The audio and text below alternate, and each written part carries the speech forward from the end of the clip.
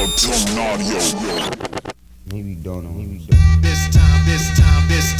I guess I'd like ask people who are climbing, like, which one would you prefer to be? Guy who like absolutely crushes all these like measurements but can't climb stuff? Or would you rather be the like game day player who is like standing on top of boulders?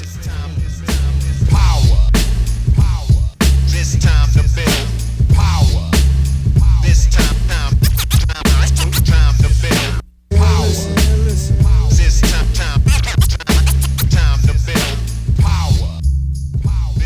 What's up, everybody? I am your host, Kris Hampton. Welcome to the Power Company Podcast, brought to you by PowerCompanyClimbing.com. If you aren't following us on Instagram or at the Power Company Climbing Academy, I wanted to let you know that we just recently launched a course for climbing coaches called Coaching for Mastery, Building an Effective Climbing Practice.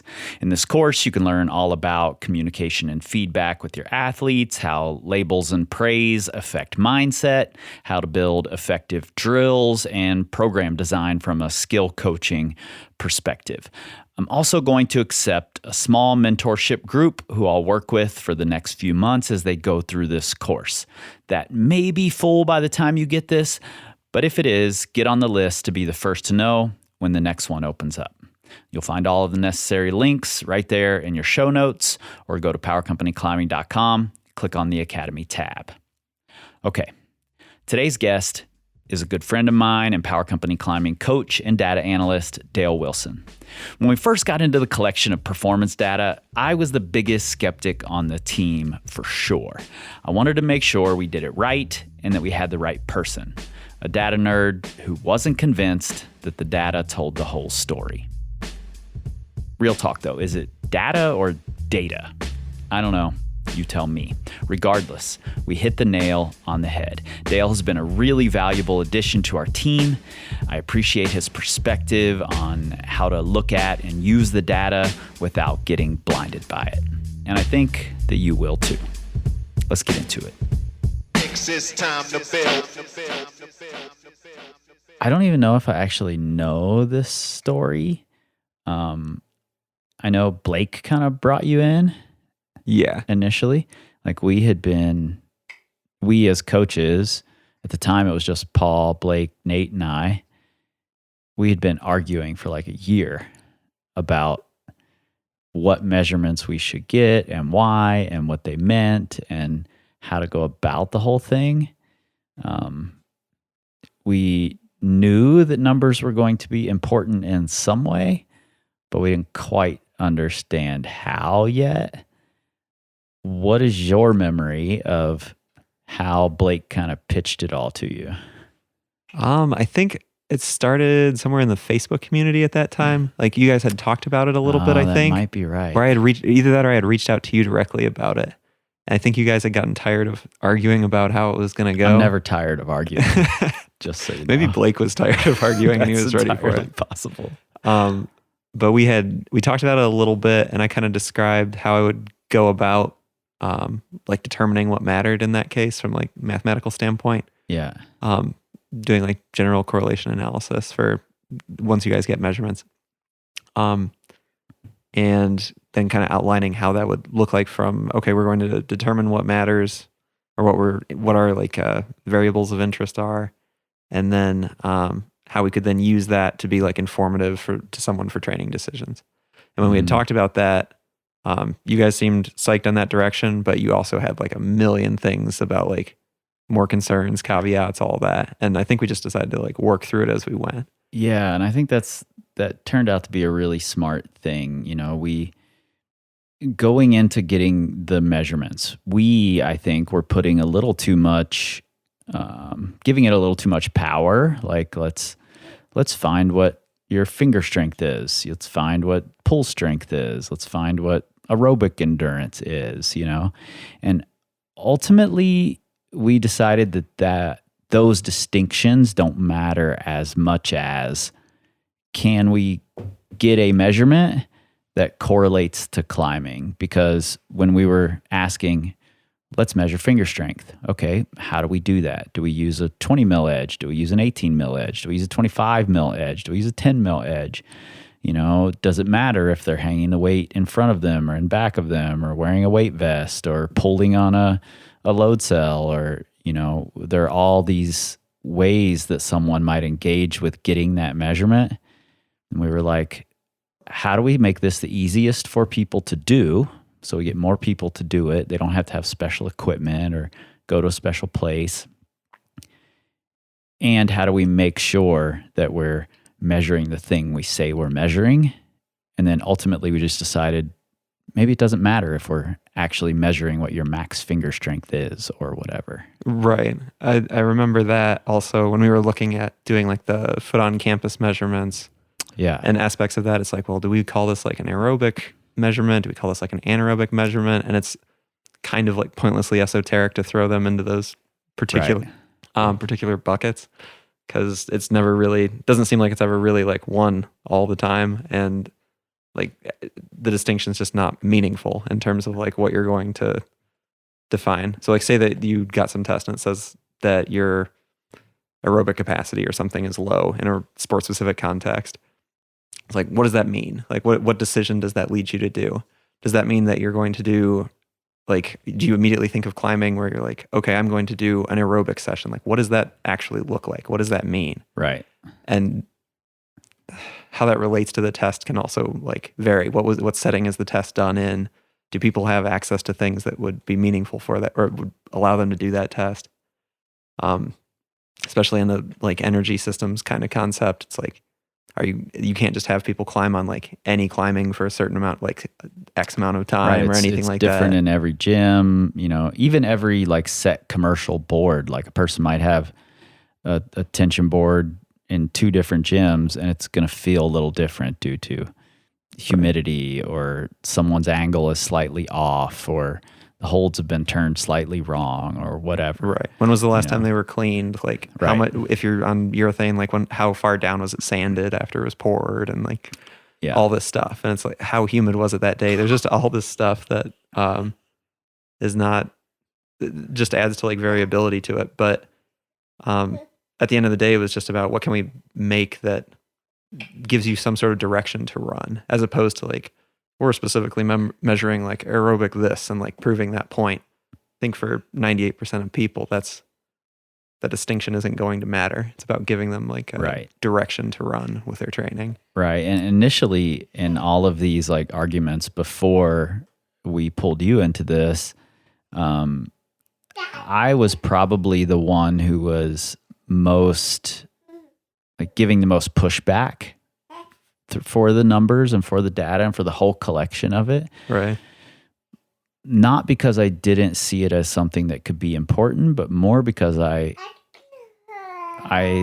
thought that maybe at some point people would start latching onto it too much. You want to introduce our third podcast guest? Oh yeah, that's my son Eli. He's talking more than usual. Well, Eli's on a podcast. Of course he's talking more than usual. How old is Eli? Eli's 9 months old. Nice. So yeah, he's capable of interjecting, but his points might not be entirely coherent. But he knows more about statistics than I do. So totally fine to Maybe jump me in, too. Eli. Feel free. Just speak up. You can use my mic. It's okay. And I was just worried that people were going to try to draw these like direct lines of like, oh, I can hang this much from a 20 mil edge. I should be able to do this thing.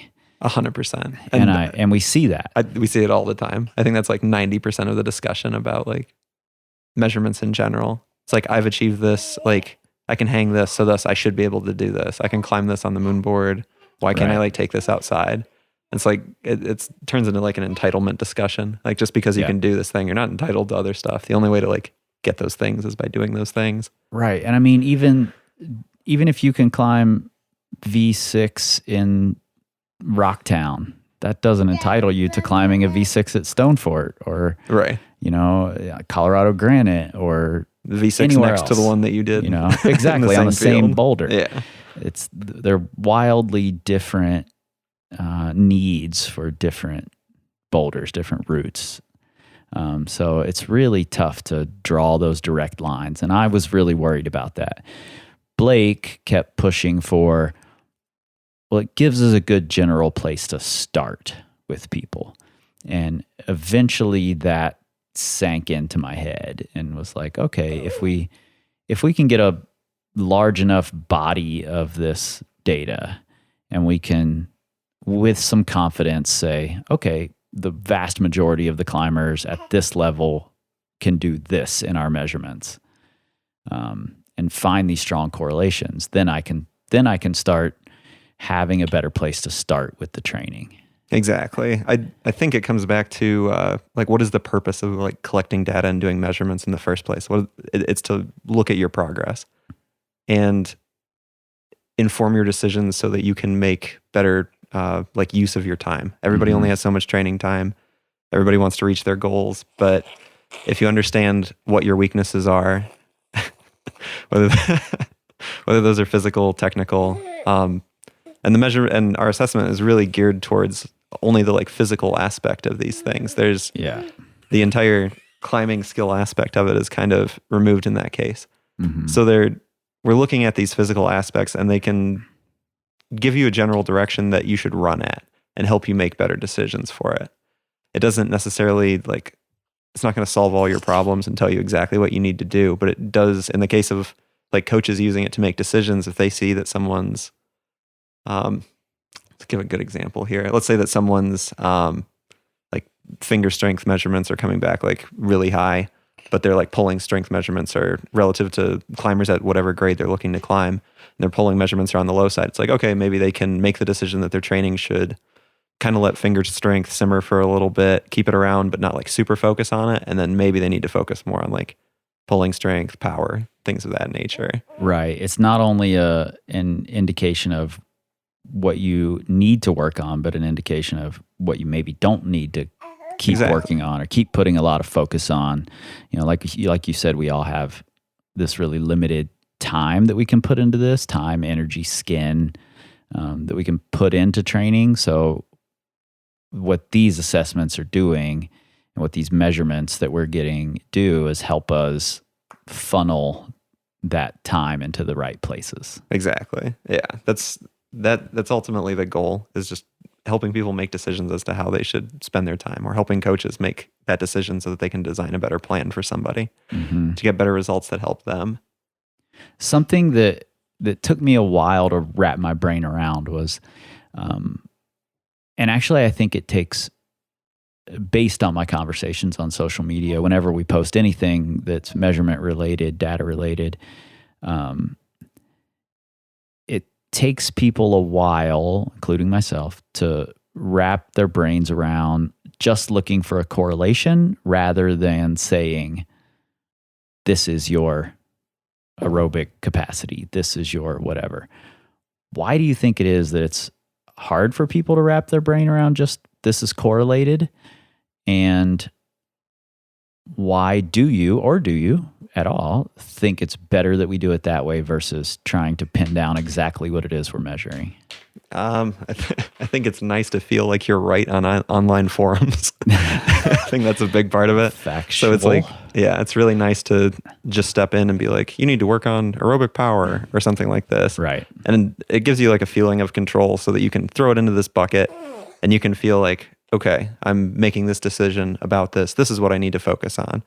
And I'm doing that. So if you can say like, if you can just throw it into that bucket, then people feel empowered by that. And then you can also, stun on people on our Climb Harder and be like, this is this measures that. I know so much. Listen to me.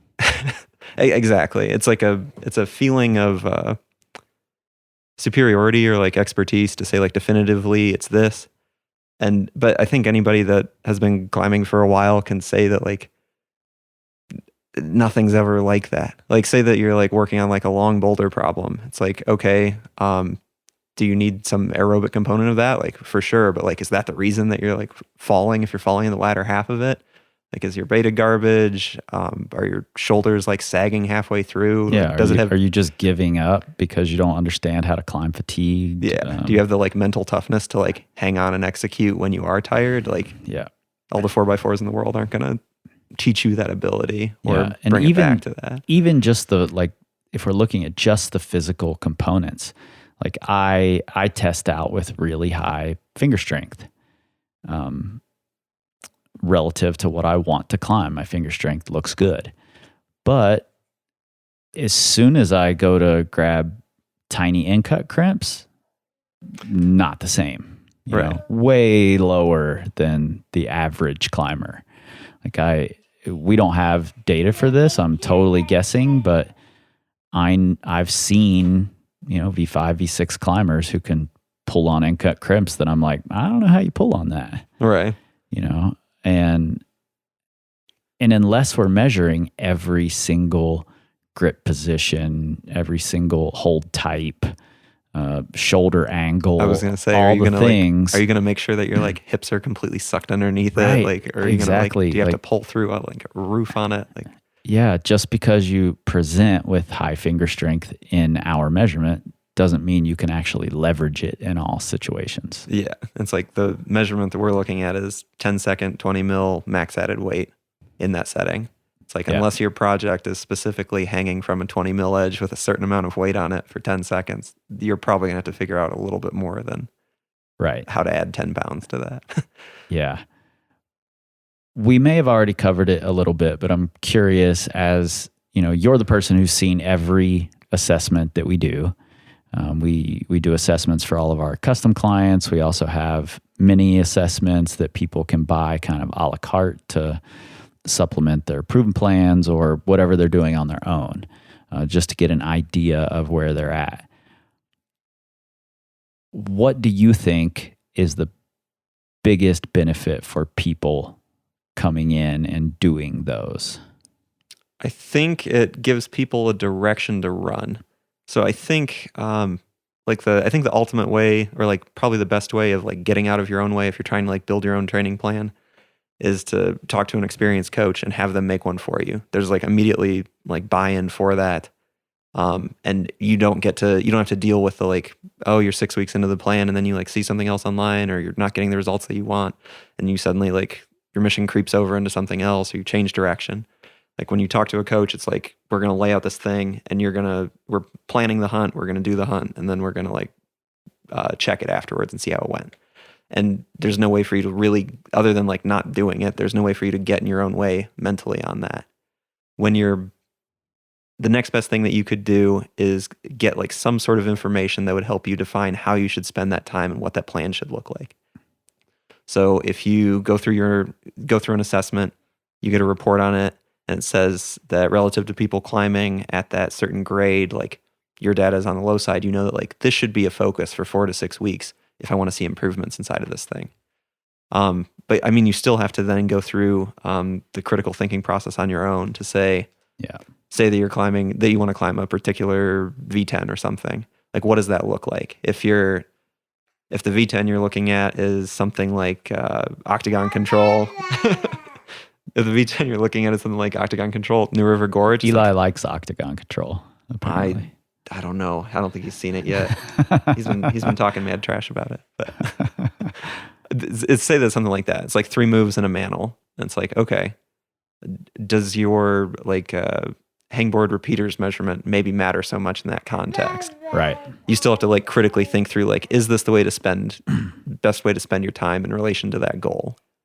If you have a coach, they can help you with that. But if you're being your own coach, you have to do that work yourself. And having a little bit of information can like help with that a lot.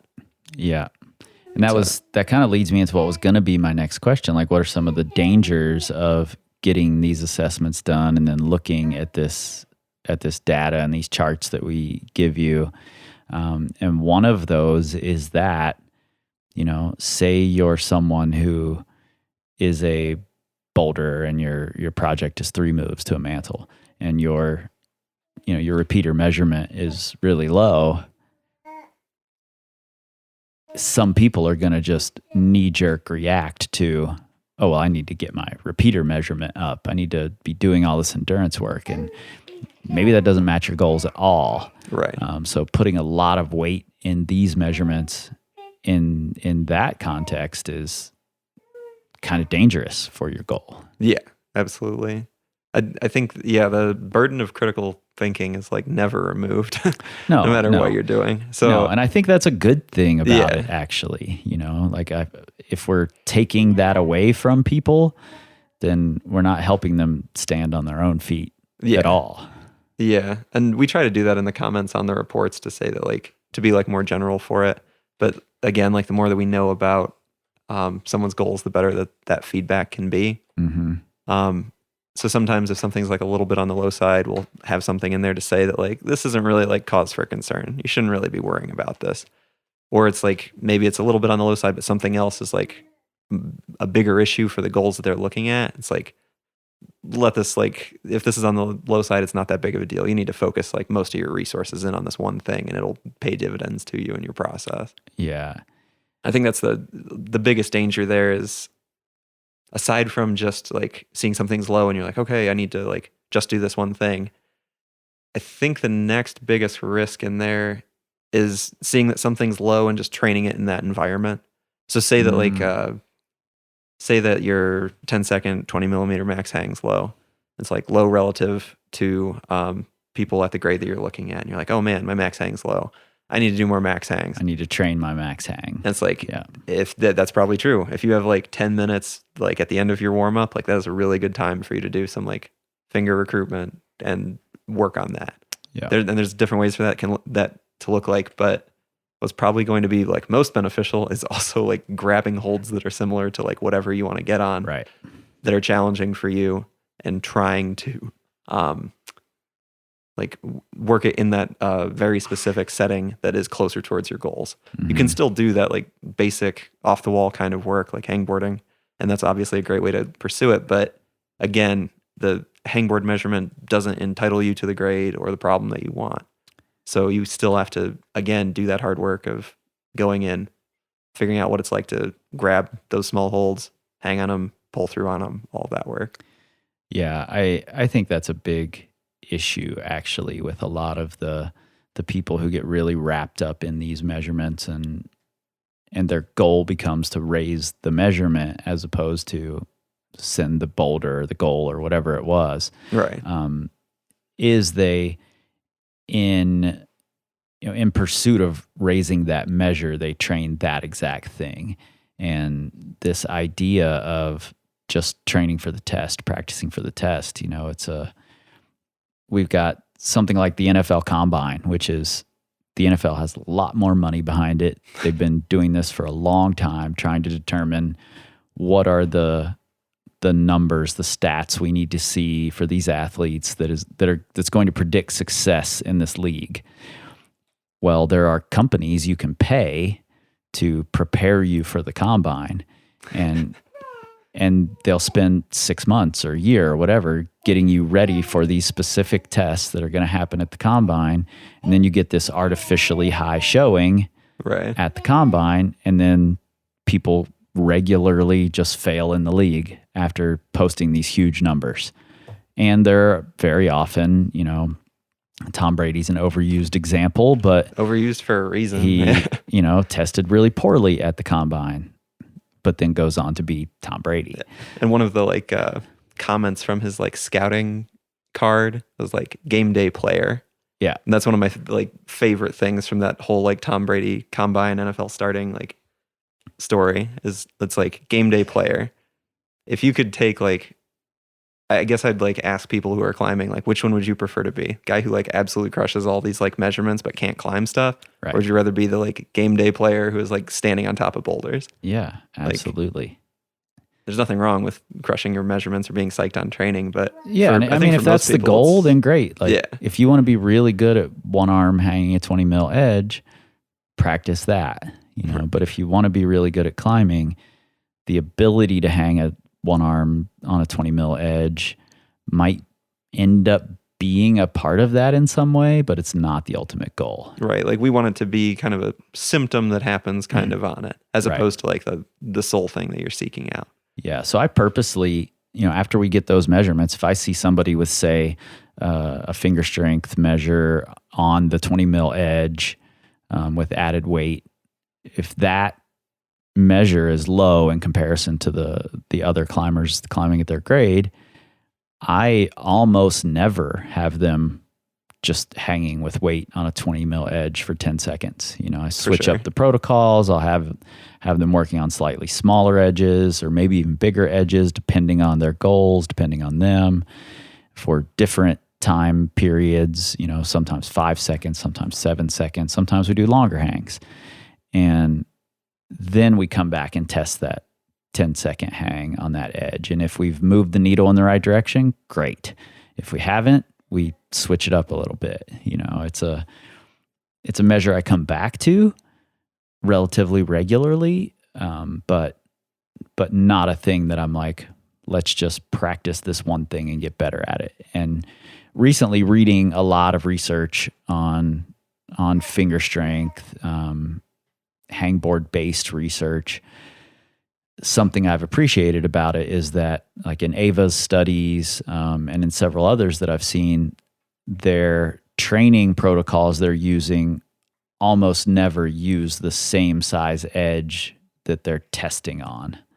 Gotcha. Which I think is a smart play. So they're not getting that effect of just learning the test. Right. So, and finger strength or max hangs or whatever it is you want to call it, are a really, I don't know what the right word is, but they're an example where there's not a ton to learn about the test. And in a lot of these other measurements, there's a lot you can learn about it, like sure. the campus endurance type measurements and the pull slap, power slap measurements on the campus board. You can learn techniques that are better to improve that number, but it's just an artificial improvement at that point. Right. It gets really tricky, and I think it's getting trickier and trickier. Let's talk a little bit about how you look at the data that has been collected and how we output it to look at the comparisons between people and the charts that we've put out. We're collecting it all via Google Forms. If you want to be a part of the data set, if you're somebody who's interested in your numbers and you just want to input your numbers, I'll have a link in the show notes that you can do that. In fact, we'd love to have more women inputting their numbers so that we can separate our data out for male versus female. And then we also sell the mini assessments where you'll give them back a report that shows how they stack up against other climbers who have similar goals or who are climbing at the same grades as you. Once people put the data into the Google form, as far as I can tell, it just spits it out into charts that you hand to me. But what actually happens in the background there once you get that data in the Google form? So we ask people what their current max outdoor grade is, what their current goal outdoor grade is. And from there, we then compare their current measurements against the distribution of values that we have for those grades. So in this case, we'll say somebody's a V7 climber. That's their current max outdoor grade in the past year. So we'll sort that data out so that it's just our people who have reported V7 as their max outdoor grade for the past year. We'll then look at that distribution. So if you're picturing like a bell curve or like a normal Gaussian distribution, that's like what we're looking at, or similar to what we're looking at. If we look at the probability density function, which will look like that kind of bell curve-esque distribution, if we look at a probability density function for it, we can look at where their measurement is on the x-axis. So say that we're looking at strength to weight ratio for max hang. If that range of that distribution is from we'll say 1.2 to 1.6 or something like that. We'll see where they fall in that. So in that case, the x-axis is our actual measurement and the frequency would be the y-axis going up to that point. If we were to integrate and find the area under the curve for that probability density function, ending at kind of where their measurement is on that x-axis, the area under the curve for that will be the probability of them being in that population, quote unquote population. In that case, or sample really, we're talking about like the V7 climbers who have submitted their data inside of this group. So we can then, that goes into something called a cumulative distribution function, which then takes same x-axis, but the y-axis in that case are those probabilities. So the probability for each of those like continuous variables. So in our case, from like 1.2 to 1.6, what is the probability of somebody with each of those values being inside of that group? So for example, this is just like an example of like an ideal normal distribution. If someone was +1 standard deviation above the mean inside of the distribution for a given grade, then the probability of them being inside that population would be like 84%, something like that. Got it. So that's what we're seeing when you get that the output for it. We're taking that value. In this case, it would be like 0.84 out of like 100. 100 would be like 100% probability of you being inside of that population. Again, goes back to the problem of what is that population? That's a bunch of self-reported V7s. How many of those people have climbed the same ones, or would they be able to do these other ones? There's no way to say these things. It's just a self-reported value. Yeah, some of them may be V7 slab climbers. Some of them may be V7 roof climbers. There's no such thing as a V7 slab climber. and everything in between there, you know. Right. So V7 doesn't equal V7 all the time. So Exactly. it's always going to be thrown off a little. Exactly. I mean, it's the nature of grades, but it's that's a little bit of the math behind how it works. We put into them those bullet graphs, which looks kind of like a bar graph laid on its side. I think that was your idea initially. And the way that you put it was like you wanted to see something that was like the attribute of like a character in a video game, something like that. Right. I think that's incredibly intuitive. Like if I'm talking about this stuff and you're like, I don't know what that means. Some of you guys have probably taken like introductory calculus-based statistics and you're like, I know exactly what this is and what he's talking about. But if you're like, I don't care about that, then bullet graph is still like super easy to understand if you think about it from the video game example. Right. And So we're looking at, so we're taking their max grade and we're looking at where their, whatever attribute it is they measured, whatever measurement they got, where that fits in with their current max grade, but also where their goal lies. And we show where that central tendency for that goal grade falls inside of that distribution as well. So all the attributes that we include inside of our assessments have shown really good correlation for that, really good correlation to climbing performance. So for each of those, your goal, the central tendency for your goal grade is usually, if your goal grade is higher than your current grade, it's usually going to be higher in that distribution as well. Right. So it's not there to be, again, not to like entitle you to say that like, if you get to this number, like you'll climb whatever your goal grade is, but it is a good way to show that like how far you have to go to get there maybe, or like some motivational aspect to it as to like, there it is. You can see where you are, where you're going, what everything else looks like, kind of the lay of the land, and make some judgments on it. Yeah. And to use the video game character metaphor a little bit, maybe take it too far. You can have the best video game character there is when you pull up that screen and you're looking at all your attributes. But if you're not good with the controller, you're still going to lose. 100%. So it's a really similar situation to climbing. None of this entitles you to win. Yeah. It's just these might help you get there, and upping your power, upping your finger strength, or upping whatever it is you think you're raising by doing these exercises aren't going to entitle you, but they might help you. Right. So like, I'm going to keep going with the video game metaphor All right, because I like it. Let's do it. I'm down to run it into the ground. Okay. The only video game that I'm like super good at is Tony Hawk's Pro Skater 2. Like specifically Tony Hawk's 2. So like, let's say that like you're trying to like, your strategy is going to be like linking tricks with manuals, something like that. Like you want a character with like exceptional balance in order to do this. You do not want to have somebody who's like not good from a balance standpoint because your manuals are going to be hard to control. So the way that I describe it is that like the higher one of your attributes is, the more you're likely to rely on that attribute in your style. So like if you're into powerful bouldering, like you probably rely on like really strong pulling strength, something like that.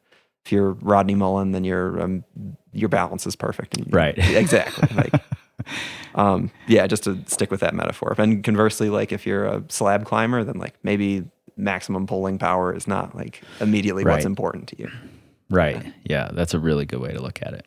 Something I did last year sometime that I thought was actually really interesting was Tyler Nelson had posted a sort of question on Instagram about continuous hang versus repeater hangs.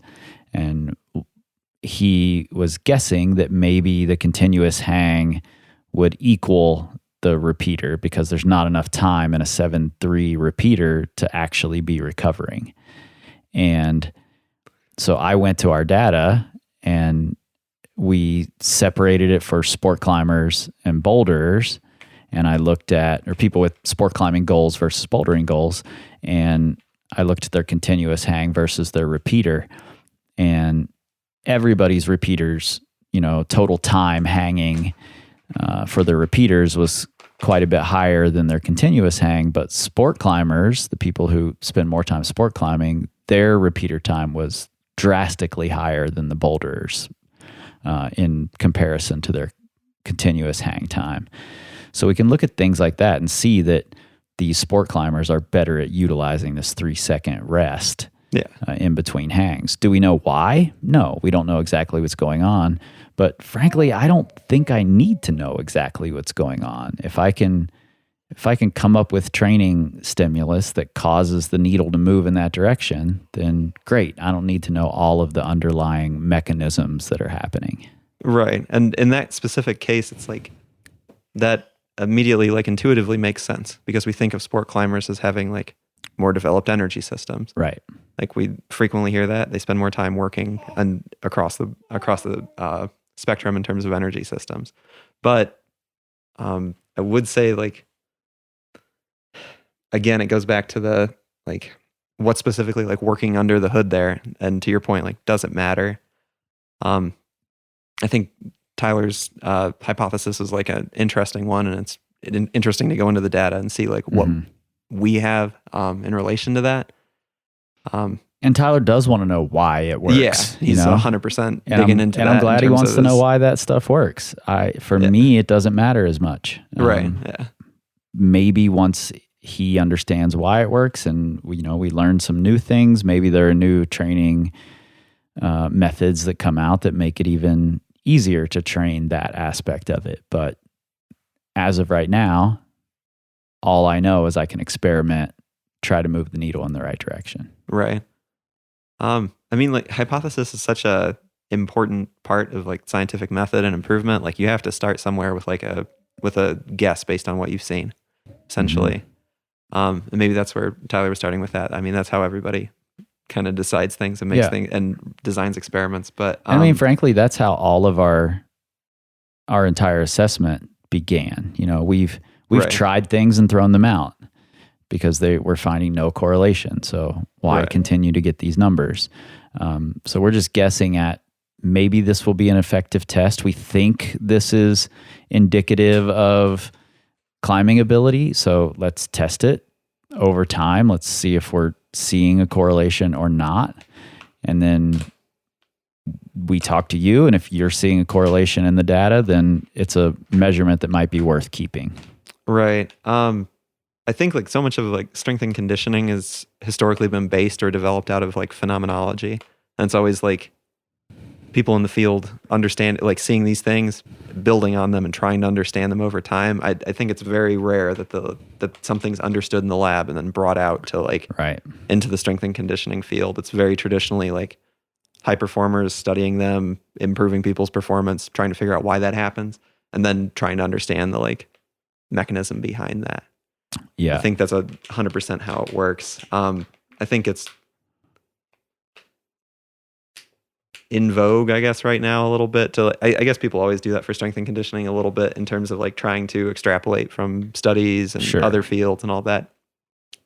You have to do that, but I mean, yeah, so much of it's based not just in peer-reviewed research. Right. And it's in vogue right now to like bring that up all the time. But again, it's at the end of the day, it comes down to performance and like what works for people. And it's like, if you have the most like scientifically derived performance method or training method ever, and you're not getting to the top of stuff, then like, does it matter? And why should you keep doing that? Yeah, and I think that's a little bit of the danger in getting too complicated with the measurements. There's part of me that's like, oh, I think this would be interesting to keep increasing this data set and all the things that we're measuring and collecting. What can we learn from that? But then there's also the side of me that's like, this whole side of climbing needs to be kept really simple so that we don't get too wrapped up in the complicated nature of it. Right. I mean, yeah, I think it's super important to like keep asking the questions, designing experiments, and like developing a better understanding of it over time. But I think coaches have to fill in that role a lot, and they can't rely, obviously, just on like peer-reviewed research for it. There's that angle to it, but a lot of it, again, is explaining like phenomenology seen elsewhere. Yeah, having taken up the role of a coach, you've been working with people on proven plans and a few custom plans, and we've talked about increasing that role. Where do the measurements stand in your like list of places to look when you first start working with a person? I'd like to see like a report first to see where they're like generally at. To see if there's like any glaring weaknesses that need to be changed, kind of making sure that we're like checking those like that like low hanging fruit, and making sure that we're getting that. I think after that initial portion for that, I think one of the things that we should talk about is like the timing for like when you take assessments, as opposed to like, sometimes you see it where it's like somebody does like a month of hangboarding or something, and they're like, I'm going to retest this. And it's like, I'd really steer clear of that kind of like frequent retesting mindset where it's like, again, you're focusing so much on this test, or like it almost seems like you don't have buy-in necessarily inside of the like process. Yeah. So I would say that like I like seeing it at the beginning of that setup for like that initial assessment. Then like I agree, bud. Too much about numbers, buddy. I think like 12, then like maybe 12 weeks down the line, it's time to revisit that, something like that. Like 3 or 4 months later, maybe it's time to retest at that point. But after like just working with somebody, I would want to see it up front, and then it gets shelved for a while. Mm-hmm. It gets moved back to that. And then from that point, we can do some design, but most important thing that I would say is seeing starting out is like watching videos of somebody climbing, because it's still like, if their goal is to improve at climbing, I have to see where they're at, like climbing wise right now. How do you move? What is the stuff that you gravitate towards? Even knowing like the specific videos that like somebody shares with me, it's like those are their like usually their accomplishments or the things that they're most comfortable sharing. Yeah, totally. One of the things I've found really powerful actually for some of my clients is when they start to get too wrapped up in the numbers, where they're like, I need to raise this number and I need to raise this number. I'll wait until they've performed for a while and they've been, they've done something. And then I'm like, let's retest that number right now. And oftentimes that number is lower than they expected. They just thought, oh, I'm performing better, so that number is going to be higher. Right. And it's either the same place it was when they tested, or sometimes lower, sometimes slightly higher. But then I can definitively say, look, you can perform at these grades without spending all of your time and energy on this one number. Right. And so I think that's a really interesting time to retest as well. Yeah.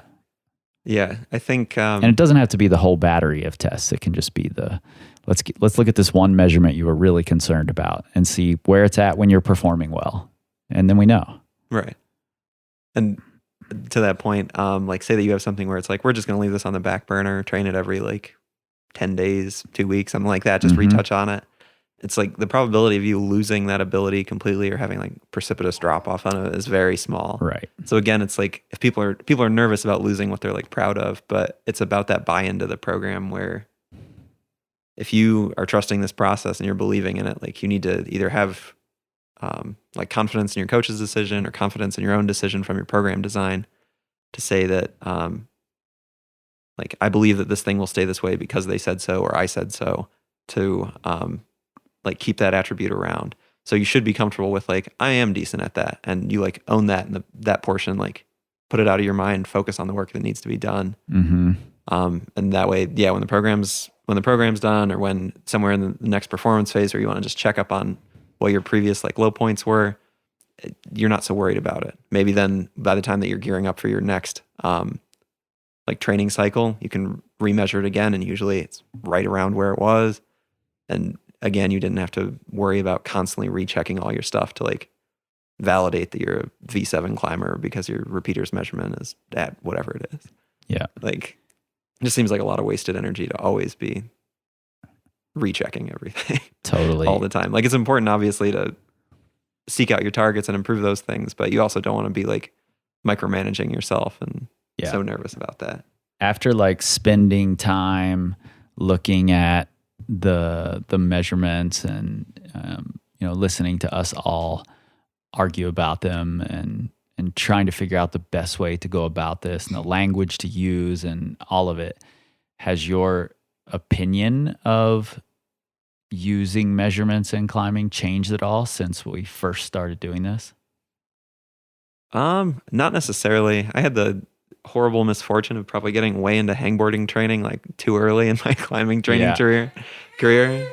So I knew that I had like strength that I wasn't making use of in actual movement. Right. So I from that experience, I had a pretty good idea that climbing is about a lot more than finger strength and whatnot.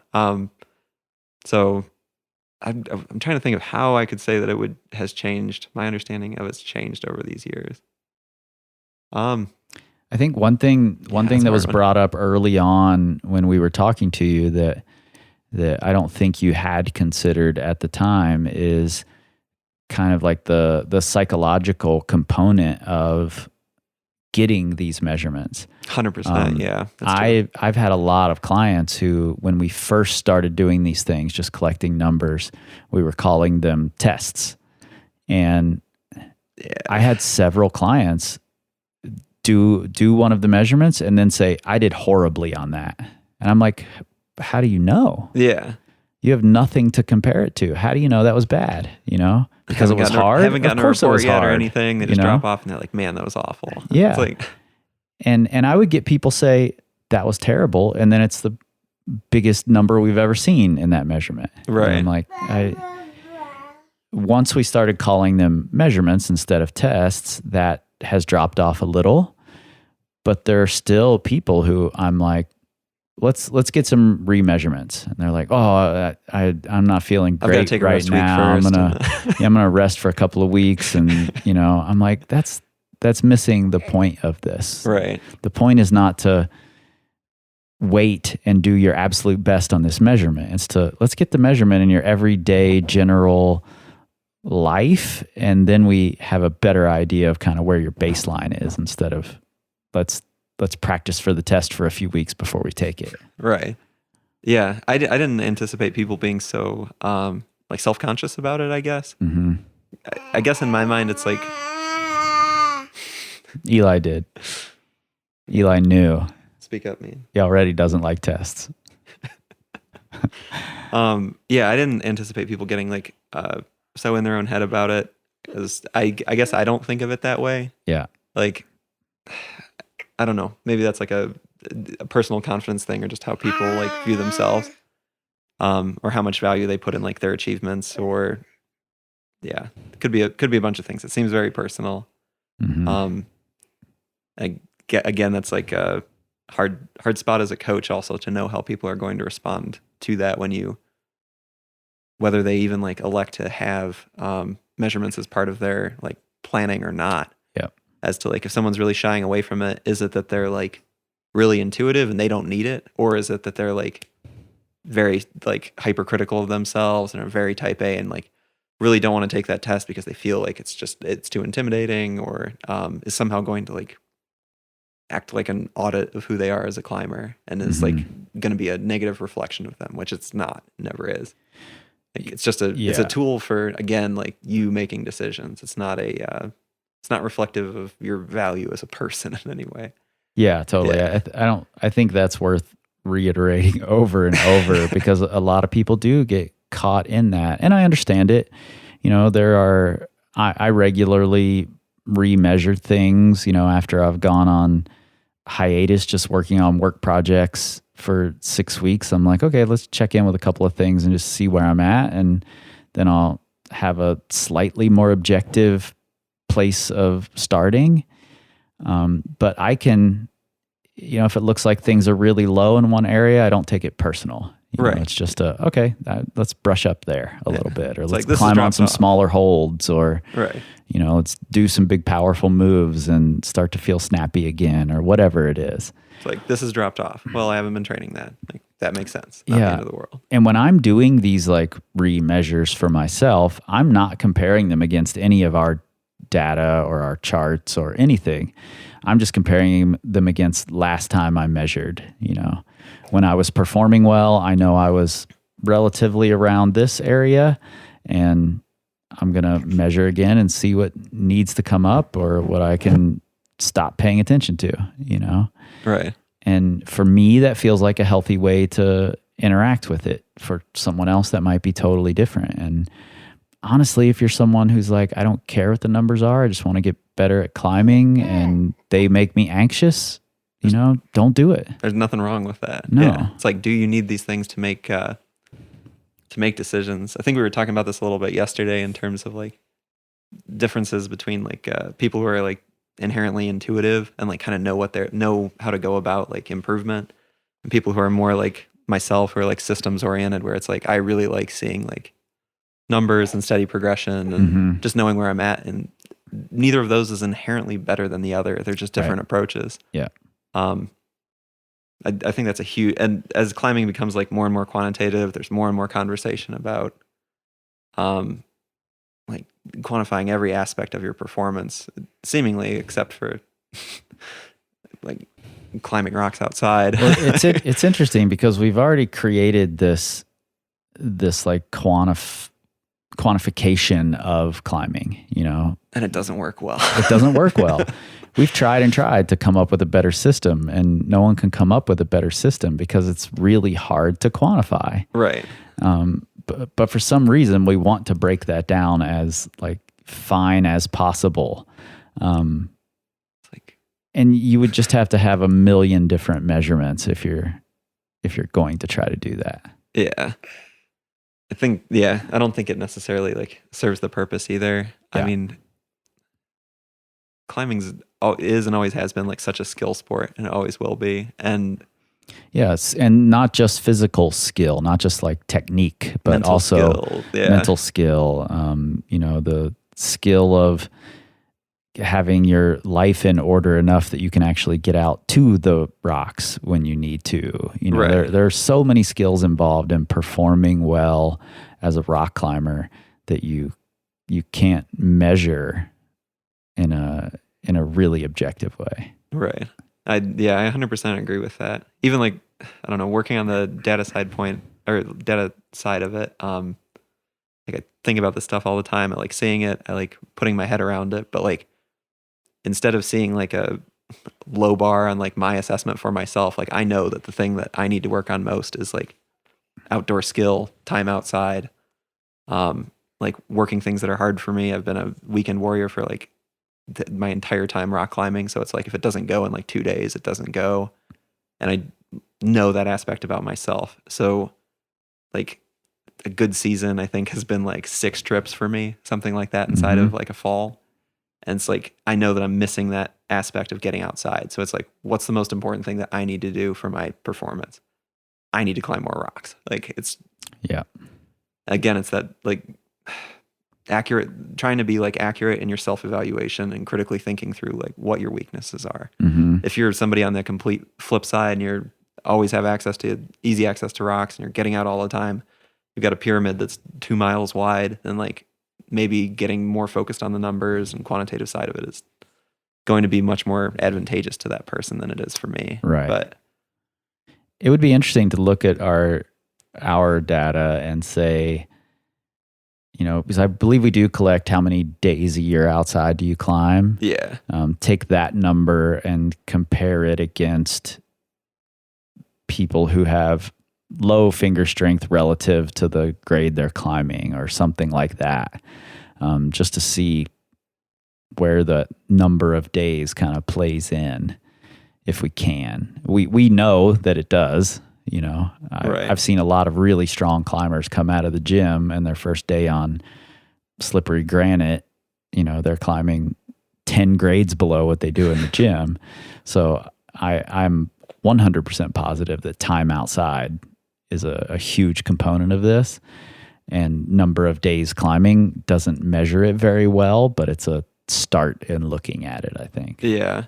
I think we'd have to look at it as like how many years have you been climbing times like how many days you get out, something like that. Yeah. I know we had looked at it at one time in the beginning of doing like just general data exploration for like how long have you been climbing and how good is that a predictor? Mhm. It was not a good one. It's not a good predictor. No. Not a good predictor. It's like how long, but yeah, not so meaningful. Yeah.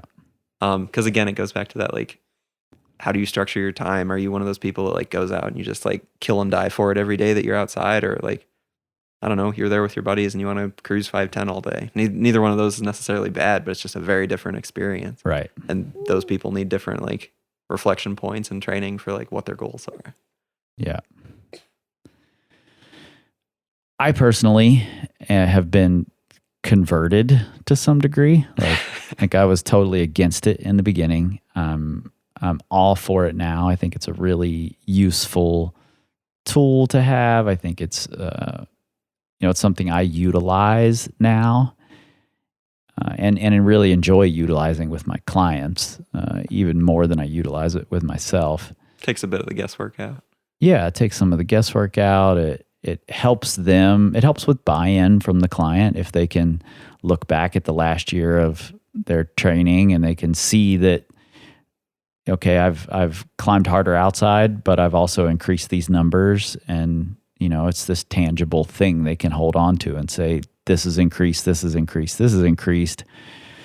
Climbing grades are all over the place. It's really tough to say you got better just because you climbed a harder grade. For sure. Because there are V7s that have been harder for me than some V10s. So was I a better climber for climbing the 10, or was I a better climber for doing this V7 that felt way harder for me? Right. It's really tough to parse it all out like that. Yeah. I mean, I think everybody's looking for progress and to climb stuff that's new and hard for them.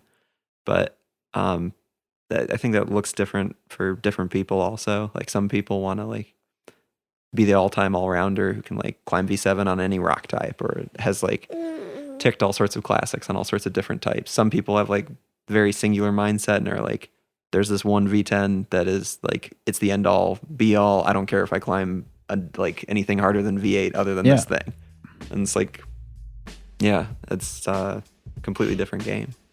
Yeah, totally. I was just at Tension and we were talking about the idea of playing the game and what that means and how many different games there are within this one larger sport.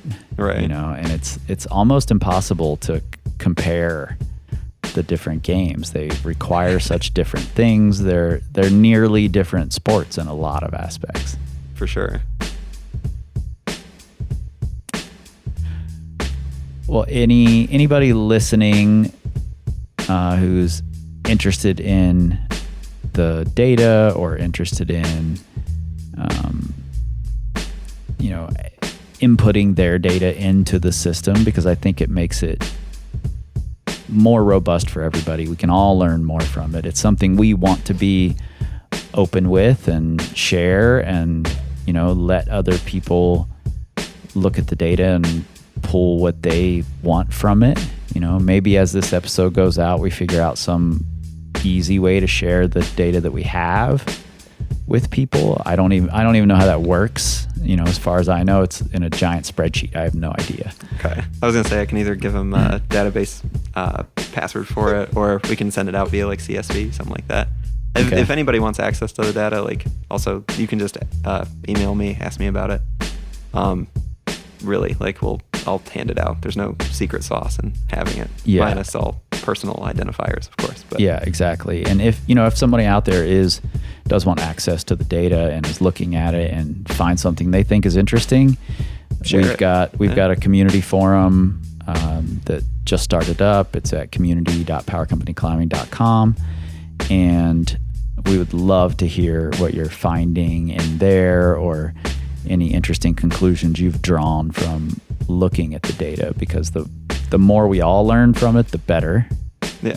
I think that's been our goal from day one, is to make this a thing that the whole community can use. So, all right. Well, mostly I'm thanking Eli here, because Eli's been the star of this conversation. But He's a little sleepy. He's kind of staring at the microphone though. yeah, but I'm glad we got to do this. We've been wanting to sit down and kind of talk about these things for a while. So Yeah, thanks, for sure. Thanks for taking the time. Yeah, no problem. My pleasure. Thanks to Dale, not only for sitting down for this chat while also doing dad duty, but for bringing the perspective that he does, and for being a valuable part of this team. We've recently updated and released the numbers that we generally look for at different levels of climber, and we now have enough women in our data set to separate those numbers by gender. You can check those out, see where your numbers fit on our website, and you can also have Dale run the numbers for you through our mini assessment. It's a great place to start if you're considering training. Links are right there in the show notes in your pocket supercomputers. If you want more from us, consider becoming a patron. For as little as $3, you'll get 2 bonus episodes every single month. You can learn, grow, and excel with us at powercompanyclimbing.com, where you'll find links to the Power Company Climbing Academy and the Knowledge Plus Community Hub. We're on Instagram, Facebook, and YouTube at Power Company Climbing, but never Twitter, because we don't tweet, we scream like eagles. Maybe don't know. This time, this time, this time, this time, this time to build, this time to build, this time to build, this time, this time to build, this time to build, this time to build, this time, power, this time to build, power, this time to build, power, this time to build, power.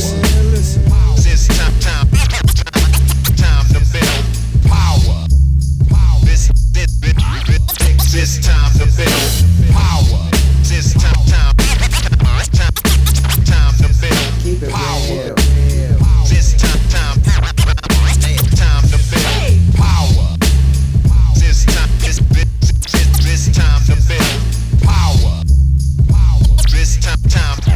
This time to build. This time to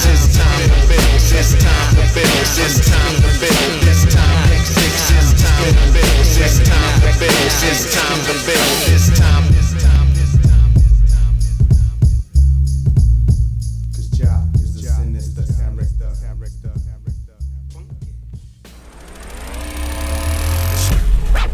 Structure audio.